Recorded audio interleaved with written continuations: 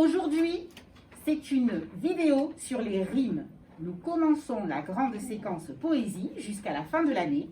Et je voulais aujourd'hui vous parler des rimes. Les rimes, il faut savoir la disposition et la qualité. Qu'appelle-t-on disposition? Eh bien, c'est comment les rimes sont disposées dans un poème. Et elles ont trois possibilités. D'abord, elles peuvent être embrassées. Embrasser, eh bien, c'est quand on a A, B, B, A. Et regardez, on peut faire un petit schéma, comme ça et comme ça. Si je mets A et A, ça veut dire que c'est la même rime. Par exemple, en E ou en ON. Et B, c'est la même rime, en A et en A. D'accord?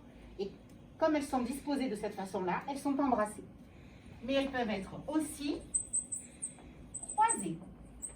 Eh bien, je garde A et B pour que vous compreniez. A, B, A, B. Parce que regardez, si je les relis, hop, j'obtiens un croisement. Donc, elles sont croisées.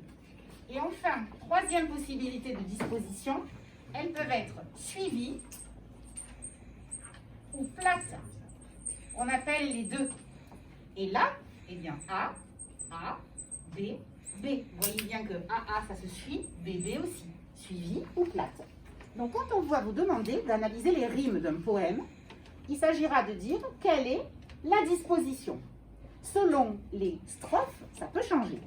Et selon si le poème est plus ou moins libre ou plus ou moins une forme fixe, eh bien, vous saurez que certaines formes fixes exigent une disposition particulière. Je pense au sonnet, mais nous y reviendrons. Et allez voir ma vidéo sur le sonnet. Vous en saurez plus.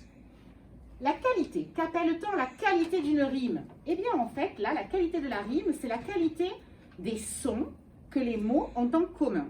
Un son, c'est un phonème. À ne pas confondre avec syllabe. D'accord? Un son, c'est uniquement un phonème. Si je dis grand, le mot grand, combien j'ai de sons? G, gr, g. Un, gr. Un, en, un. Le D final ne s'entend pas. Grand, eh bien, j'ai 3 phonèmes. D'accord? Ça, c'est pas évident quand on l'a jamais fait. La qualité aussi, eh bien, 3 possibilités de qualité. La rime est pauvre. Pauvre, combien il y a de phonèmes en commun? Un seul. Un phonème en commun. Par exemple, maman est en bas, elle fait du chocolat. Quel est le son commun? A, uniquement. Un son, c'est une rime pauvre. Et on va retrouver beaucoup de rimes pauvres dans les chansons populaires, dans les comptines, parce que c'est ce que l'on retient. Mais la rime peut être aussi suffisante. Suffisante, on le devine aisément, 2 phonèmes. En commun. Et là, par exemple, maman fait du chocolat et papa fait des falbalas. La, la. Et là, j'entends L, 1, 2. Et puis, lorsqu'elle est plus travaillée, la rime, elle sera riche.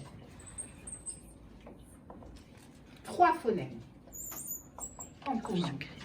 Et on le retrouve dans certains poèmes, avec bien sûr 3 phonèmes en commun. Ça peut être assez courant, mais ça demande plus de travail de création.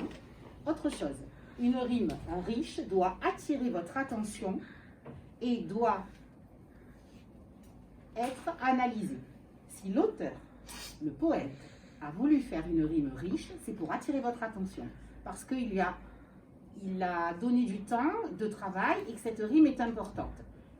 Les mots qui constituent cette rime sont importants. Et à ce moment-là, on va les regarder et on les explique pourquoi ces 2 mots riment-ils ensemble. La rime riche doit attirer votre attention. D'accord? J'espère que cette explication claire vous aidera pour l'analyse de tous les poèmes, mais aussi des fables, et aussi parfois du théâtre qui est écrit en vers. Je vous laisse sur ce et je vous dis à bientôt.